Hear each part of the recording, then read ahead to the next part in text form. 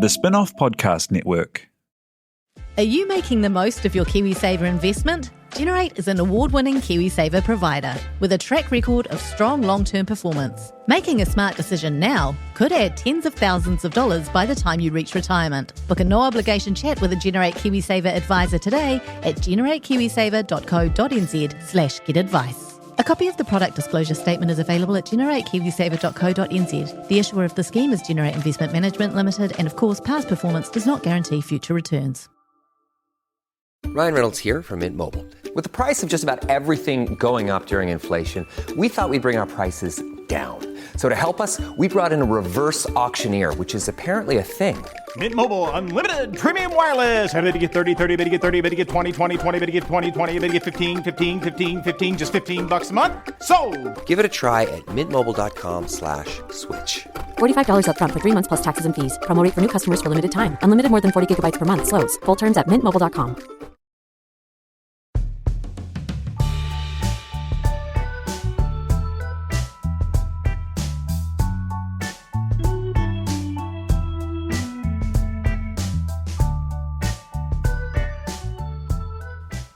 Kia ora tātou, this is Gone By Lunchtime. I'm Toby Manhire. Happy New Year.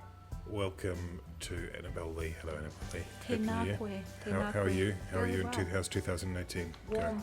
Warm. It is very hot. It is very hot in here, Ben Thomas. Is 2018 the warmest year on record? Annabelle, you were suggesting something earlier to do. Yeah, I have a bit of a conspiracy theory that it's getting warmer, and I suspect, I can't prove it obviously, but I suspect it's getting warmer elsewhere as well, like not just in New Zealand, potentially all around the globe. And do you think that's just a natural cycle Probably. that happens with the... Yeah, It's not. probably. Yeah. But definitely warmer. Yeah, okay. Do you think it's man-made? Do you think vaccines are causing it? Sounds... Vaccines. I read something on Facebook about... Yeah, Oh. probably. Hello. It's Manhire Rose, who's our second panellist here. She's got... I'm going to ask her some important questions in a moment. Ben Thomas is also here. Happy New Year. Happy New Year. The big news of the political year is that you, Ben, have left the Twitter platform. Yeah, the Twitter X platform. I mean, it's Twitter probably over now, I would say. Is it like an acrimonious breakup? The tears of children, the wails from the public gallery. It's affected us all deeply. But yeah, I'm just gonna give a go to looking at media, which it's a bit longer than 280 characters. It might all turn out terribly, and I might be back any time. So what happens to your role as the good Samaritan, the good shepherd, of Twitter? Does that get passed on, or does it just become, is it like null and void, and it just becomes like a rogue planet of people I would like aimlessly tweeting stuff with no one to... I'd like to think that the denizens of NZ Pol Twitter could have a nice time online without my civilising influence, but I have to say the chances don't look good. Yeah, it's starting to fall apart already. I have no way of knowing. No, you're going to be back on there tonight. You're going to be searching everything. The other news so far in the year is that the Prime Minister is going to take a sabbatical at some point in the middle of the year. Sabbaticals everywhere. Because where are the other sabbaticals? Oh, you're on Twitter. I just left Twitter, yeah. Oh, I see. Yeah. They're very similar. The two big stories. That would have been a good segue. segue. Because she's having a baby. And as chance would have it, end of last year, one of our podcast participants was a baby, in fact still is a baby, and was hung out with Jacinda Ardern. Hello, Manhire Rose. Could you tell us, please, whether or not Jacinda Ardern will be a good mother? We were talking about this on the way over in the car Yeah. because Manhire has actually spent some time in the Prime Minister's company. Yes. And she said that, curiously, the Prime Minister's cuddle was both strong and gentle at the same time, which is something that, as a baby, she appreciates. Quite decisive. Yeah. And... The sort of thing that will be important in the 2035 election, when Manhire Rose gets to go to the polls. That's right. Right. Against Waru. Is the someone at Ratana they've gifted a name to the unborn child. Annabelle, it's Waru. can you explain that to us? I presume that there's a bit more significance and it's a little less obnoxious than when I tried to gift the name Ben to you last year. I love the name Ben, and remain deeply appreciative of your kind gesture.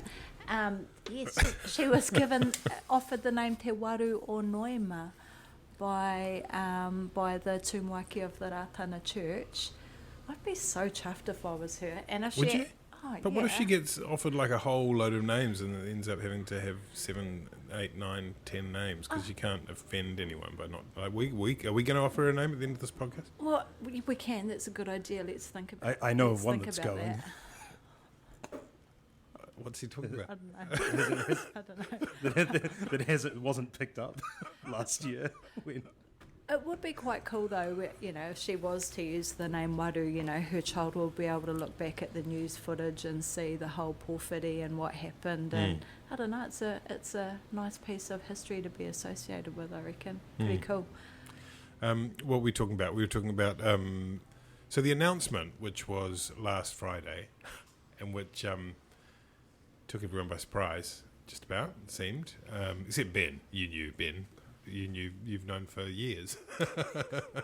well, the Prime Minister has made it clear for quite a while that she's intended to start a family at sort of around this stage of her life. Yes, but it was also very well managed insofar as that it was underscored that it was a surprise, which was and there was some discussion, volunteered information about how they had sought some advice on having a kid, and that was to sort of forestall the whole "you tricked us" and you knew during of which the election there was still a campaign. fair bit Yeah. around, including in the letters page of New Zealand Herald and elsewhere. So there was that, and there was also the I thought the other kind of quite clever, and I'm not saying it was disingenuous, but line that they had prepared, someone who Jacinda Ardern rolled out, was that her grandmother, her recently deceased grandmother, probably might have shared some of those points of view. So it's a kind of like a little bit of a acknowledgement that yes, there are some people with some views that she doesn't agree with them, but they're. I thought that was quite. The PM is clever. very good at kind of reaching across the aisle to people who might be a bit more sceptical, whether within Labour's base or critics from outside it. And sort of anticipating issues. She didn't get on any kind of high horse. Many people did on her behalf in anticipation of any criticism. The Prime Minister was very sort of sober, recognised that some people might have a few concerns about the ability to juggle the two very important jobs, probably the two most important jobs in New Zealand, which is to say being our Prime Minister and raising our future saviour.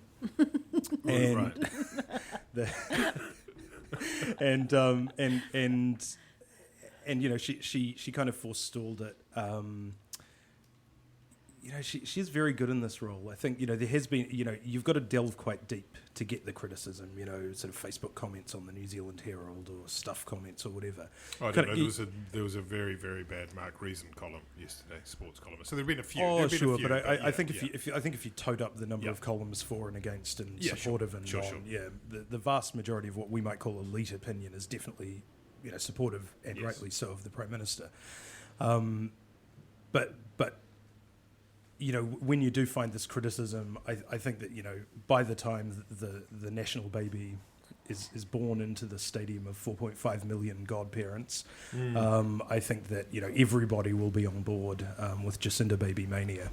I saw a comment on Twitter today by the non-plastic Māori that if you're single, brown and unemployed and you have a baby, that's cause for deep concern, and if you're in your 30s in a stable relationship and have a successful career and have a baby, that's still cause for concern, which I think is true. Yeah.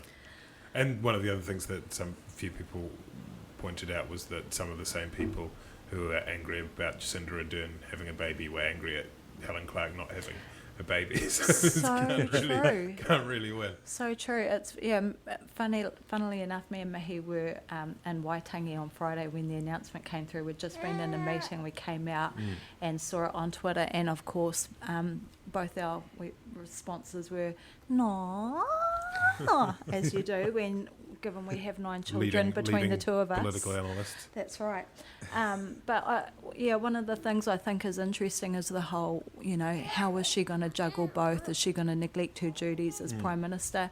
And as a working mum, I can say from personal experience and seeing other mums do the same that because we live in a inherently sexist society, that it tends not to be your job that gets neglected when you're holding down your career and holding down a family. So I don't think there needs to be any concerns that she's not going to do her job.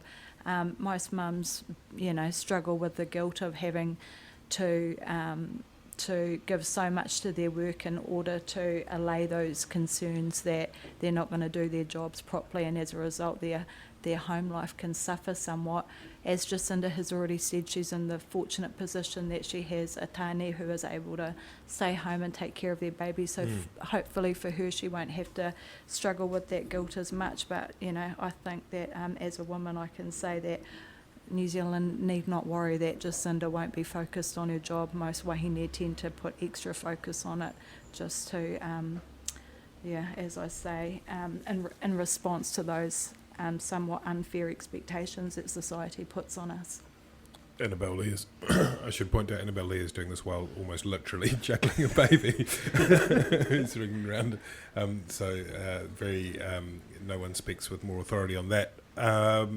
As for the 6-week period that she has suggested she'll take as maternity leave and what that means for the government, she went to Winston Peters' home, St Mary's Bay, and told him and had discussed it over sandwiches and tea. We got that was what the detail that National Radio headlined on, just like the Herald on Sunday headlined on Clark Gayford brought her flowers, dairy flowers, and what was it? Something else. It's just these sort of details that that people that we've been served have been quite interesting. The headline. The headline was it a burger or something? Something like that. Yeah, something like that. Oh yeah, burgers. Yeah. Burgers and flowers from the dairy. The headline, I think, was she broke the news to Winston Peters over some sandwiches. I mean, was that a tense moment? Sort of bracing. I mean, that was a day when a number of dreams came true. That's right. For a few New Zealanders. I don't know if you'll not just Jacinda Ardern and Clark Gayford. You might find this thought daunting, and you may wish to turn it down. That's an but would you like to be Prime Minister for a while? Who is excited about Winston babysitting us for 6 weeks? Yeah, there you go. It's like, when your parents go away and they can't find like the responsible members of your family to do it, so they get the grumpy uncle who appears like he will actually take good care of you, but in reality just doesn't have the energy to actually really supervise you properly, and you get to like get drunk all weekend, trash the house, have your mates over, and as long as it's all tidied up before mum and dad gets home, it's cool. So you're saying that Winston Peters is going to spend his 6 weeks as Prime Minister sitting in a lazy boy flicking through the channels? Yes. How will it work? It will be interesting, right? I mean, it's sort of, there's enough time that they can program it all quite clearly, but presumably when he's doing all those set pieces, the question time answers, the press conferences, I guess they'll roll out a fair bit of the New Zealand First part of the coalition agreement, and they can. I mean, that could work. I mean, it depends if when events happen. Who knows? It'll be gold cards up. Yeah, a few people have talked about, Winston Peters, of course, has been Prime Minister before, acting Prime Minister. Yes. He was acting Prime Minister. Has he already been acting Prime Minister in this term? Yeah, for a few days before. But of course, this is much longer. 6 weeks. That means he'll chair at least sort of 4 or 5 cabinet meetings. There will be significant announcements made, and if he's smart, which I think this track record says he is, he'll use it to announce a lot of New Zealand First policy in the government. and kind of do that clear differentiation from Labour, which can be difficult in a coalition. I feel like the dynamic between him and Jacinda kind of brings out the best in him. Yeah. It brings out the elder statesman role in him, and, you know, the kind of kaitiaki role, which I find refreshing and nice to see. There is a bit of a sort of prophecy fulfilled sort of aspect to this whole thing. You know, Jacinda starts her family, and Winston gets his, you know, month and a half, you know, possibly more, depending on how things go, as Prime Minister. Yes. You know, it had to happen before the curtains could close. It was foretold. Yeah. You mentioned Waitangi, Annabelle, and you were up there, I'm going to take a wild guess, planning coverage for February? Completely wrong. Oh. No, it was about another project we'd worked on. Oh, secret project. No, it was about Aorua Peka Peka Doko, just checking in with some of the people from Ngāti Hine and stuff about it. Speaking of Waitangi, though, all the same, you wrote a piece which a lot of people read on the Spin-Off website this week about Jacinda Ardern's announcement that she will be attending Waitangi for 5 days in early February. Yes. What did you say in the piece? Give us a too long didn't read. I said that it was an important opportunity for Labour to try and reset its relationship with Māori, which in the past has been somewhat paternalistic and exploitative. They've often, you know, been accused of taking Māori support for granted, and I think that's fair, and of being overbearing in terms of how Māori operate and aspirations and those sorts of things. And I think this is a chance for Jacinda to show that the way she will govern and her relationship with Māori will be vastly different from Helen Clark's relationship with Māori, and that it's also important, it will be significant for Māori to see a Prime Minister who actually takes the time out to sit and listen to the people and spend more time listening than talking. So that was kind of the crux of it, really. And Titi Whai Harawira is going to lead her onto the marae? Chaperone her onto the marae, I understand. But there's still a possibility of protest, right? I mean, there's always and so things could still happen. Things could still happen, but I understand that Ardern's Māori advisors are working and, you know, having ongoing hui with the kaitiaki of the top marae, or the what's its official name? The Treaty Grounds marae. Titi. Titi's the bottom marae. That's the Haukainga marae on the waterfront. They're having. She'll be speaking at the top marae about how that will work from a tikanga perspective.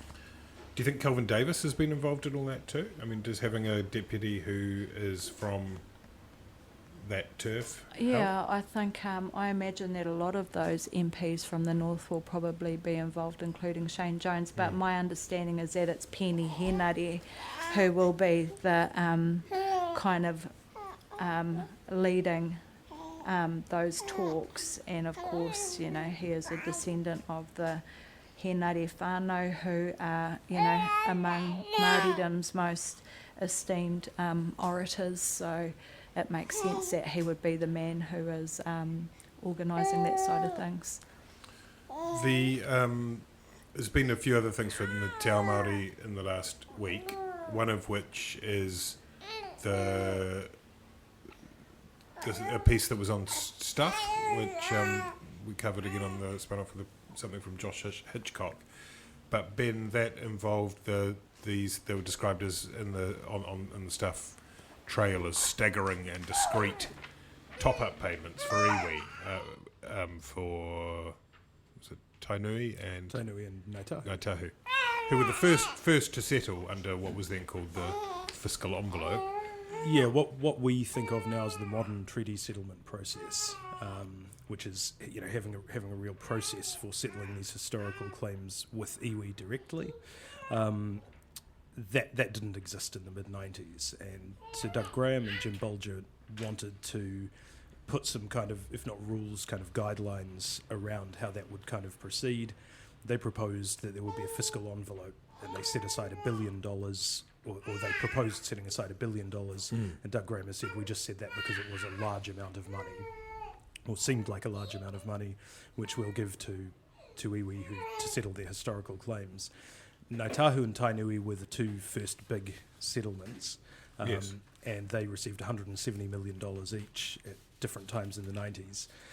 But they wanted some kind of guarantee that the government, after the Tainui settlement, but before the Ngāi Tahu settlement, they dropped this fiscal envelope idea. So they rejected the idea that there would be a maximum amount for settlements. And both of those iwi were a little concerned that their settlements, which were intended to be sort of full and final, or the government says comprehensive,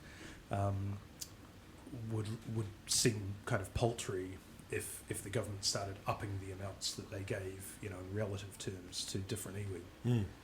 And because there wasn't a real track record of these things happening, that was a real concern. So they negotiated these things called relativity clauses, which meant that the value of their settlements in total would always be around 33% of all settlements, which means that after $1 billion was reached, they would get a top-up, which would be equal to 33 cents in every dollar that was then, given to iwi. That's, and it took a while for those, because it's $1 billion in 1993 terms, it took a while for these clauses to be triggered, and I think they triggered in about 2010 or 11. It was when I was in the Beehive doing treaty settlements, and then discussions started about how much the amount should be, because there's a question about what falls in, what falls out, what counts towards these things, and finally some of the payments became due, and I think in total it was about $340 million. I wish the headline of that article had been OMG, the Crown actually honours its treaty deal. That would have probably been a more apt headline than the one that went to print. But yeah, I feel like that was a pretty disingenuous article, to be honest. Apologies for Ben's laugh before. That was just because we're all furiously holding up sheets of A4 paper and fanning each other in this ridiculous sauna of a studio, which I would like to burn into a crust. It's about halfway there. What is does anyone know off the top of their head? I mean, the other thing that's just worth remembering is that what are we up to now? 2.2 billion or something that's been negotiated in settlements.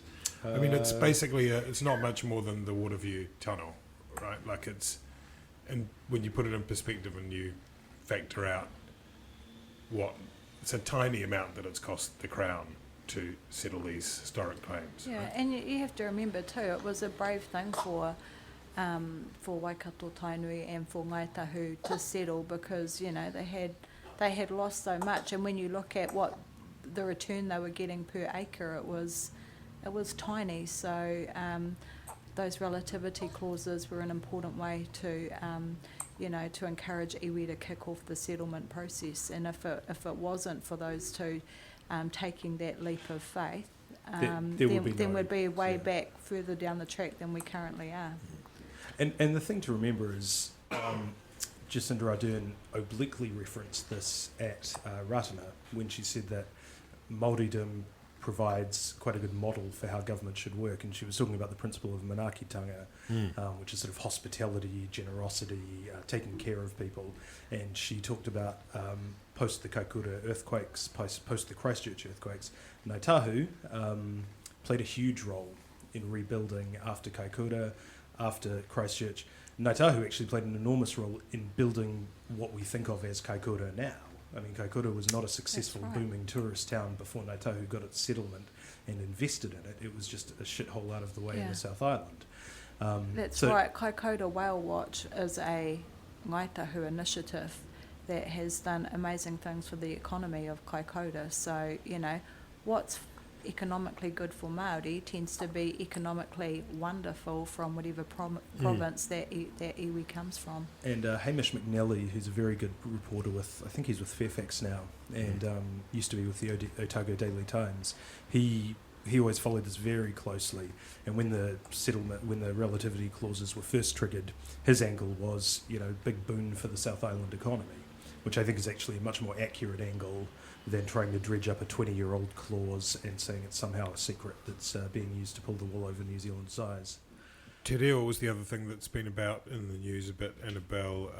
There was, I think this was all triggered by Paul Moon's new book, January Surprise, about the state of te reo in New Zealand. And Bill English was on the radio on Morning Report and described it as, what were the words he used? I think it was the AM show. He described it as it's not the government's job to save someone else's reo, I think, with the words that he used. I don't think he used the word reo. Language. So, where do you, I don't know what part of that is most worth focusing on. In a way, is there a sense in which, in opposition, the National Party is kind of retrenching to a base a bit, or is that consistent with the way that English it's a ridiculous statement. The guy has just spent the last 6 years in coalition with the Māori Party, who pushed through Te Mātāwai, which is the new Māori language strategy, and part of that strategy is Te Maihi Kaunihera, which is essentially the Crown's responsibility to support the revitalisation of te reo Māori. So from, as the former Prime Minister who helped usher that legislation through, it's a ridiculous statement to make. As a decent, New Zealander and citizen of this country, if you're a patriot of New Zealand, you should care about te reo Māori. So I just think there's just no way around that statement. Ben. But Ben will find would like one. to But if offer there's a one way to be around found, Ben will hunt it down. I think that there's been, not from Annabelle obviously, but from certain elements, there's been this strange kind of attempt to recast Bill English, probably one of the most progressive prime ministers we've ever had on Māori issues, as some sort of reactionary racist. And it just doesn't stack up at all. Those comments were probably a little ill-disciplined, but essentially they just reflect what is English's worldview, which is that government can do all of the necessary things, but government will never be sufficient to make the language thrive. And that's the same with everything. Government can make immunisations free. They can't make parents take their children to a doctor. And I think, what Annabelle was saying was absolutely right. English has, done a huge amount to support the Crown Māori relationship. He did usher through, or John Key, with, Bill English leading that relationship, ushered through a new Māori Language Act, which does talk about, just as Bill English had said, bureaucrats speaking te reo in the office, encouraging the use in government departments. So I think he was just sort of taking notice of the fact that all these things are there. The government has put all this in place, but you can't save the language unless the people want to speak it. There was actually a piece on the Spin-Off by Hemi Kelly, which I think made the same point. That's a review of Paul Moon's book by Hemi Kelly, which is in reo and English review, on and the excellent R-tier section of the Can I say I disagree on both those counts, because A, you could make immunisation compulsory through legislation, and B, you could make the teaching of te reo compulsory in schools, which would give all New Zealanders a head start in learning te reo Māori. And, the argument that Māori need to save their own language, kia ora, that's what we've been doing for the last, nearly 2 centuries. And it's just insulting to the work of people who are working hard to pass on the reo through their households, because we know that that's how te reo Māori, transmission of the language in your home is the most powerful way to ensure that that the language continues. But you need support in doing that, and so te reo is a civic responsibility in my mind. Ben, you wanted to mention something from that Hemi? Oh, no, look, I mean, I thought she made the same point that... He. Oh, sorry, he. Oh, sorry. Made the same point that Annabelle did, which is the revivalists are the parents and the grandparents, the teachers and the mentors. They're the people who learn, speak and teach the language day in, day out. And I think the point that Annabelle was making is actually a point that Bill English would agree with. That government, because I think this is about his conservative worldview in terms of the limits of what government can do, rather than about any particularly sort of radical approach to or dismissal of te reo. I think that's certainly how I understood it anyway.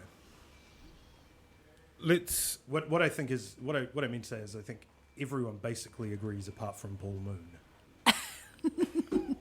Let's talk about the TPP, which.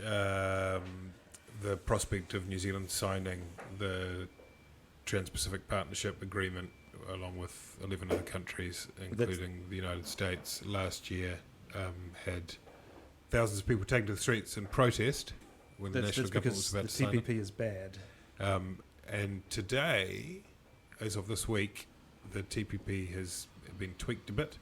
The Canadians got cross, whether performatively or really, and the TPP is no longer bad. The comprehensive and progressive TPP That's good, isn't it? Is good. CPTPP. CDBDIs. It's like a Spike Milligan poem. CPTPP. Really, it's like if you just keep adding letters, people will eventually just nod off to sleep and no longer get fired up about it. But yeah, progressive. It's progressive. Comprehensive and it's progressive. Unlike the old one, which was basically the same. I mean, there are a few, which was a little less comprehensive. There are a few changes. There are a few changes, but they've taken the rough edges off the dispute resolution clauses. New Zealand First have come round. But there are still the investor dispute settlement stuff is still there mostly. Yep. And they've taken out some of the copyright stuff that was problematic. But New Zealand First are cool with it now. It's because comprehensive and progressive. New Zealand First don't strike me as the most neither comprehensive nor progressive particularly. I would have thought they're more conservative and piecemeal. Where are we going with this? They must be concerned a bit though in Labour that it will come back to bite them a bit. I mean, I think that one of the first challenges they'll face will be when they're seen as heretics. I don't think many people voted on the TPP at all. I think there was a fair bit of concern about the TPP back when Labour in particular were leading the charge and saying that Pharmac was under threat. But I think medicines and healthcare was the main concern. Yeah. In as far as anyone had a concern. Now you've got sort of various kind of very small groups who are worried about very nebulous notions of sovereignty.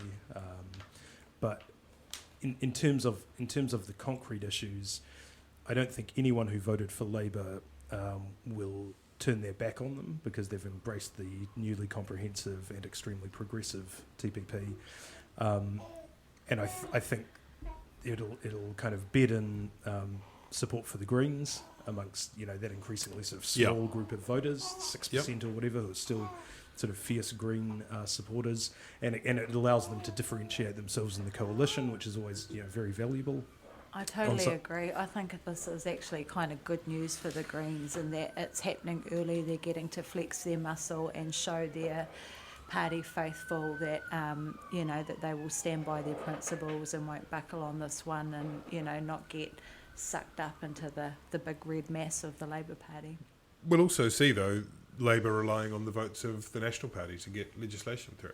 I mean that they can sign off on cabinet, they can do that ratifying bit, but any new legislation will have to go through the House. Any new letters will have to, if there's any C's or P's added, they need National to just like ink them in. Yeah. But that's that kind of just underscores, and I think that probably that when that happens, that will emphasise that for a lot of people, that the Labour Party needs both the New Zealand First Party and the Green Party to put legislation through the House. And they've got agreements with both of them, but that's quite a, it's not nothing. So there are going to be pieces of legislation that they're going to really struggle with, I think, in times to come. Oh, yeah, absolutely. I don't think this is a huge issue, though, because this is a bipartisan sort of trade issue where Labour and National have been largely in lockstep for the last sort of 30, 40 years. It won't be a huge problem. I guess the reality is that if the Greens hate it and New Zealand First hate it, that probably means that National likes it. So in terms of future legislation, so they should be sweet ass. We'll just end up with a grand coalition. It'll be fine. The 100-day plan is closing in, isn't it? It's sort of 3rd of February, 4th of February or something like that. Pretty close, yeah. And they're getting there. We've had the inquiry into mental health announced. Very wide. Ron Patterson is its chair, and that will be interesting to see how that develops. We've also had the employment law changes today announced, which hopefully included some very stern measures to do with sitting in a fucking overheated studio trying to stay focused when there's no air conditioning. I know what you're saying, Waimihi. I'm with you 100%. Otherwise, what was in there? The 90-day thing about where you don't have to have a reason to sack somebody has been changed. So I think it remains for companies under 20 with under 20 employees. There's some stuff about breaks for restoring compulsory food breaks. And rest, which seems ridiculous. What kind of a person stops for food or rest? But not air traffic controllers. Oh, really? Is that an exemption? That's Otherwise, exemption. what's your read on all this? Ben Thomas, formerly of Twitter. This is all pretty minor stuff. Kirk Cope from Business New Zealand described it as tidal, so the sort of thing that ebbs when there's a national government. The tide comes in when there's a Labour thing. It used to be you had these huge pendulum shifts between Labour and national governments. Now it's this very small arc of quite minimal changes. Can you explain the difference between a pendulum swing and a tide going in and out? Is that the same thing? It depends where the midpoint is. If the tide point is halfway up, then it's the same because it's positives and negatives. It's very hot in here. It's so hot. We need a break. We need a mandatory 15-minute break. Where is Ian Lee's Galloway? This never happened under a national government. That's what I'm saying. What were we talking about? Either that or James Shaw needs to take immediate action to lower the temperature. We haven't even covered the beards. Yes, sorry, employment law. Yeah, so these are pretty small shifts, kind of 15 degrees each way. There won't be anything that worries employers in it. The big stuff, which probably is a little more concerning to the business community, which is the fair pay agreements, which are meant to go across industries. The evidence seems to be that Labour don't quite know how to do those yet, so they're kind of putting those off for another year or so. And a few other things have kind of been kicked into touch as well. They've also reconvened the Gender Pay Equity Committee. Lise Galloway, the Labour Minister, or the Workplace Relations Minister, and Gillian Genter, the Women's Minister, have reconvened that to come up with a better, or what they see as a better framework and legislation for, equalising gender pay. So, I mean, I think the unions, the stakeholders for Labour there will be pretty happy with what's happening so far. But Labour at the same time has been very careful to get business on board, seen it in the cautious way they've approached the Hobbit legislation. They're working with industry. They're taking it kind of softly, and doing quite a good job, I think. What else? Let's wind this up, honestly. It's hard to even... I think I've lost put sentences together. This could be my new diet. We're basically like a group of elderly German men in a sauna. That's what we are. Let's go quickly on just really quickly, like a prediction. Bill English, is he the leader of the National Party by going into Christmas? Ben, it really doesn't seem like he wants to be there, judging on his early early year. No, he doesn't want to be there. I told you already last time that reshuffle was totally a caretaker reshuffle. It wasn't a let's revamp the team. If he really wanted to, he would be shuffling the cabinet, getting some new voices in there. It's same old. Doesn't want to be there. Gone by March time. Gone by supper. They just got to pick. No, the right I reckon time. he'll be there. I'm just going to be contrary, Mary. No, he'll be there. I love it. Whammy here. On the fence again. I think he's gone. And then quickly on the Green leader race. Hashtag Team Marama. Marama Davidson has pretty much announced that she's going to be in there. She's having an event in early February. She's announced she's making an announcement. She's announced in a forthcoming announcement. The other people who are being picked as likely candidates, and this is of course for the female co-leader, which will be alongside the formerly bearded James Shaw, Julianne Gentis, Eugenie Sage and Jan Logie, although some of them are very much maybe. And the great advantage, I guess, Marama Davidson has, one of her advantages is that she can say that because she has, to many people's surprise, missed out on any outside cabinet government role, that she can be that kind of link to the membership properly without being bound in the same way. Like another lamented late Marama Fox, who was a non-minister for the Māori Party and really did sort of come into her own sort of, when they needed a bit of kind of bother with the government. Tūrero Flavel was very sort of conciliatory, keeping on board with what the government's priorities were, whereas Marama Fox with the Māori Party would just say, we're withdrawing our support, we're gone, and then you'd suddenly see some changes. So if she could reprise that role, that'd probably be pretty useful for the Greens. I mean, Julianne Genter has really impressed a lot, though, by the same token, hasn't she? And you would imagine that race would be certainly very interesting if it was Julianne Genter versus Marama Davidson. I imagine it will be quite hotly contested, that one. But I do hope that it's Marama that gets it because, hey, I'm all about having more wahine Māori in leadership roles, obviously. But also because I think, it would be a smart move in that until the last election, the Greens have been, increasing their vote in the Māori electorates every year because a lot of their philosophies line up with Māori values, and so I think it's important, if the Green Party wants to continue to be seen as the party that really does uphold treaty values, that we have a wahine Māori in a leadership role within that party to take over from where Metiria left off. Oh, sorry, one here. Just banged you there against the headphones. Excellent points, all of those. We're melting, honestly. It's too much. We're going to go and have our ice baths, which we always have after a good hard game.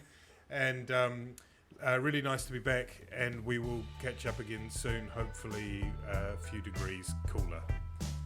Ka kite.